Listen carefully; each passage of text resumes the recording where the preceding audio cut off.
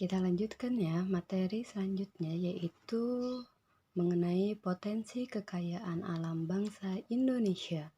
Indonesia itu kaya ya alamnya.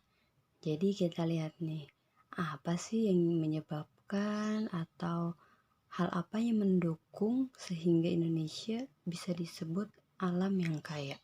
Kita lihat ya. Keberagaman. Indonesia itu beragam, terdiri dari flora dan fauna. Coba ada yang tahu gak flora itu apa? Iya, tumbuhan, karena di Indonesia itu banyak tumbuhannya. Kalau fauna? Ya, fauna itu binatang-binatangnya ya.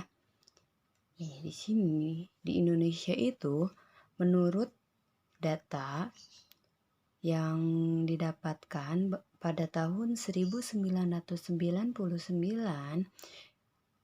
jenis spesies flora yang ada di Indonesia itu mencapai 8.000 spesies. Wah, banyak banget ya. Kaya kan Indonesia? Nah, kalau faunanya itu terdiri dari 2.215 spesies. Wah, banyak banget ya. Nah, kalau fauna itu terdiri dari apa aja sih? Nah, spesies hewan di Indonesia terdiri atas 1.519 burung, 515 mamalia, 60 reptil, dan 121 kupu-kupu. Wah, banyak banget ya. Itulah yang menyebabkan Indonesia disebut dengan kekayaan alamnya. Kondisi iklim dan fisik wilayah. Ya, sekarang kita kenalan nih dengan kondisi iklim dan fisik wilayahnya. Di sini Ustazah ada videonya.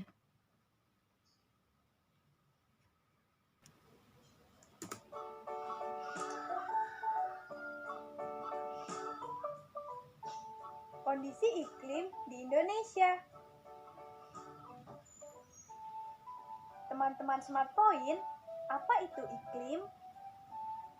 Iklim adalah keadaan rata-rata cuaca pada suatu wilayah dalam jangka waktu yang relatif lama. Iklim di Indonesia ada dua, apa saja ya? Iklim laut terjadi karena Indonesia memiliki laut yang luas. Laut dan lautan Indonesia mengakibatkan tingginya penguapan. Wilayah yang memiliki tingkat penguapan yang tinggi juga akan memiliki curah hujan tinggi. Iklim panas terjadi karena Indonesia berada di daerah tropis. Suhu yang tinggi mengakibatkan penguapan yang tinggi dan berpotensi terjadi hujan. Itulah iklim yang ada di Indonesia. Sampai jumpa teman-teman. Nah, jadi itu ya iklim yang ada di Indonesia. Ya, jadi Indonesia itu kondisi alamnya itu dan suhu serta curah hujannya itu cukup besar, sehingga membuat tumbuh-tumbuhan banyak tuh tumbuh di Indonesia. Soalnya kenapa? Soalnya kan tumbuhan itu membutuhkan air ya. Jadi makin banyak air di Indonesia, maka makin banyak pula tumbuhan yang dapat tumbuh ya. Terus selain banyak tumbuhan juga, maka makin banyak juga tuh hewan yang dapat hidup di daerah tersebut. Makanya air itu sangat bermanfaat ya bagi manusia, flora, dan juga fauna. Nih, ini adalah peta persebaran flora di Indonesia. Jadi persebaran flora di Indonesia itu terbagi menjadi dua, yaitu Indo-Malayan yang terdiri dari Pulau Sumatera, Jawa, Bali, dan Kalimantan. Ya, nih segini itu merupakan Indo-Malayan. Terus yang kedua itu ada Indo-Australian. Nah, Indo-Australian itu terdiri dari pulau apa aja sih? Di sini ada Pulau Sulawesi, Maluku, Nusa Tenggara, dan Papua. Jadi sisa daripada Indo-Malayan. Ya.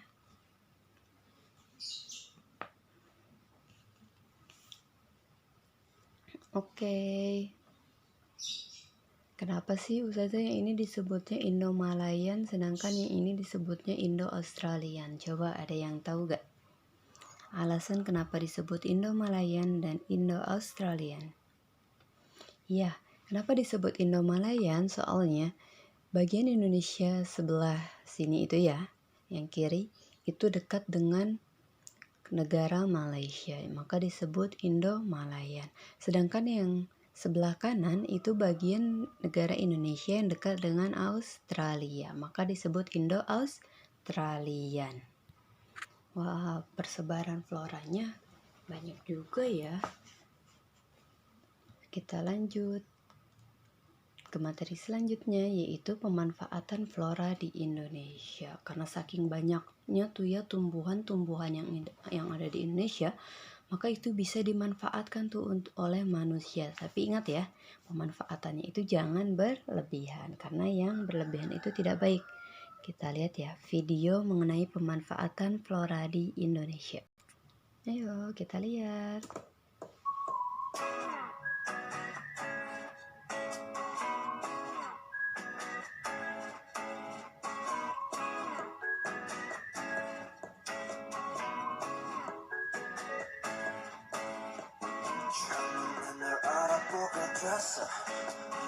서로 불러왔던 것처럼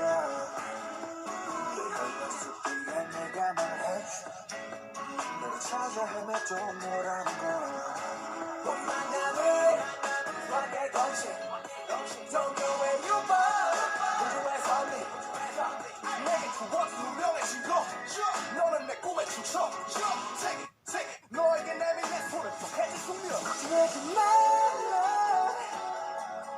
이 모든 건 우연이 아니니까 우리 완전 달라 baby 운명을 찾아낸 둘이니까 우주가 생긴 그날부터 계속 모르는 세계를 넘어서 계속 우린 저생에도 아마도 생에도 영원히 함께니까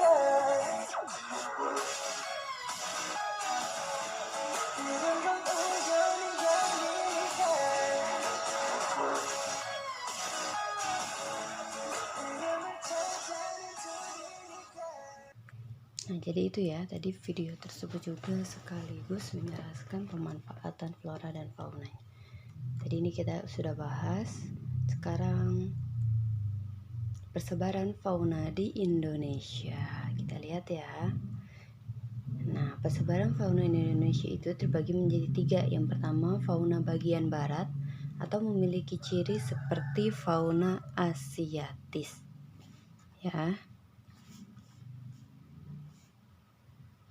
Terus yang kedua, fauna bagian timur memiliki ciri seperti fauna di benua Australia. Dan yang ketiga, fauna bagian tengah merupakan fauna peralihan dan memiliki ciri tersendiri, maka disebut fauna endemis. Jadi ada 3 ya, asiatis, australis, dan endemis. Yang tengah-tengah itu endemis.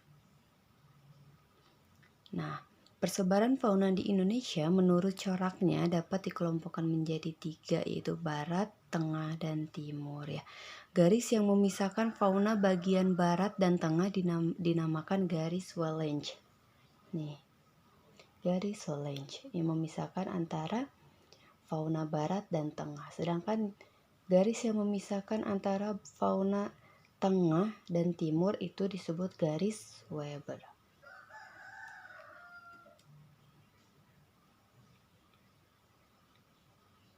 Nah, tadi kita sudah membahas mengenai potensi kekayaan alam bangsa Indonesia yang terdiri dari flora dan fauna. Jika kalian sudah mendengarkan materi yang tadi flora dan fauna, Maka kalian buka buku tematik halaman 29 lalu jawablah pertanyaan yang ada di situ dari nomor 1 sampai nomor 5 ya. Nah, sebelum kalian mengerjakan, Ustazah akan mengenalkan kalian lagi mengenai nilai-nilai Pancasila. Walaupun sebelumnya di kelas 4 sudah kita bahas juga ya mengenai nilai-nilai Pancasila, tapi sekarang Ustazah akan ulas sedikit lagi ya. Pengamalan nilai-nilai Pancasila. Di sini Ustazah punya video mengenai pengamalan nilai-nilai Pancasila yang bisa kalian lihat ya.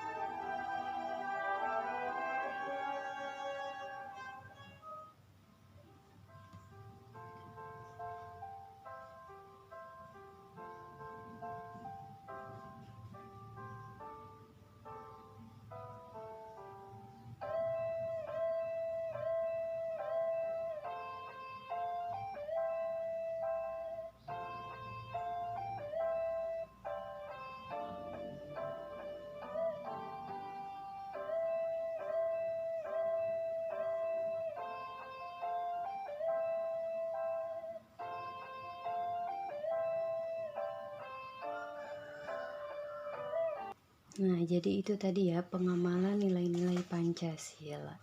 Coba Ustazah pengen tahu nih, Pancasila itu bunyinya seperti apa? 1. Ketuhanan yang Maha Esa. 2. Kemanusiaan yang adil dan beradab. 3. Persatuan Indonesia. 4. Kerakyatan yang dipimpin oleh hikmat kebijaksanaan dalam permusyawaratan perwakilan. 5.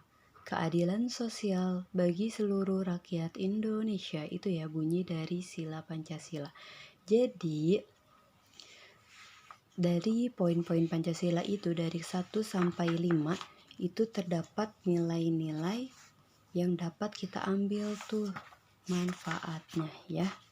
Jadi mengandung nilai-nilai yang sangat bermanfaat bagi kita semua ya. Tadi kalian sudah melihat kan nilai-nilai Pancasila dari sila pertama hingga sila kelima. Nah, selanjutnya Ustazah punya soal nih. Kalian tulis jawabannya di buku tematik ya. Nanti kalian nulisnya cuman misalkan ada di sini Ustazah nunjukin kata-kata. Nanti di buku tematiknya kalian tulis. Misalkan soal yang pertama itu jawabannya sila ke-1 atau sila ke-2 atau sila ke-3 gitu aja ya. Nah, di sini ada kata-katanya nih kalian, jadi nanti di buku tematiknya tinggal nulis kayak gitu ya. Pengaplikasian ke sila keberapa sih dari soal-soal yang ada di sini ya. Jadi jawabnya cukup sila ke-1 atau sila ke-2 atau sila ke-3. Oke, kita mulai. Dalam hitungan mundur. 5, 4, 3, 2, 1, mulai. Nih, perilaku yang pertama adalah berperilaku sopan dan santun terhadap orang tua. Kira-kira termasuk kepada sila keberapa? Saya kasih waktu 10 detik ya buat kalian nulis. 10, 9, 8, 7, 6, 5, 4, 3, 2, 1. Oke, waktu habis. Kita lanjut ke soal nomor 2. Menjaga suasana masyarakat agar selalu tentram dan tidak menimbulkan perpecahan. Kira-kira termasuk sila keberapa nih? Saya hitung mundur ya. 10, 9, 8, 7, 6, 5, 4, 3, 2, 1. Waktu habis. Kita lanjut ke soal yang ketiga. Mendalami ilmu agama tanpa memperhatikan batasan umur. Kira-kira termasuk sila keberapa nih? Jawab ya dengan benar. Saya hitung mundur. 10, 9, 8, 7, 6, 5, 4, 3, 2, 1. Soal selanjutnya yaitu ikut berperan aktif dalam membayar pajak untuk mensejahterakan orang yang kurang mampu. Kira-kira ini termasuk sila keberapa nih membayar pajak? Saya hitung mundur ya. 10, 9, 8, 7, 6, 5, 4, 3, 2, 1. Kita masuk ke soal yang terakhir, yaitu tidak memaksakan kehendak orang lain. Kira-kira termasuk sila keberapa nih? Saya hitung mundur ya. 10, 9, 8, 7, 6, 5, 4, 3, 2, 1. Waktunya habis ya. Nah, jadi tadi kan kita sudah membahas ya mengenai potensi kekayaan alam bangsa Indonesia serta pengaplikasian nilai-nilai Pancasila dalam kehidupan sehari-hari. Nanti soal jawabannya dikirim di Classroom ya, disatukan aja. Ya, nanti ada instruksi dari Ustazah di Classroom. Oke, nanti difotokan ya jawabannya ya.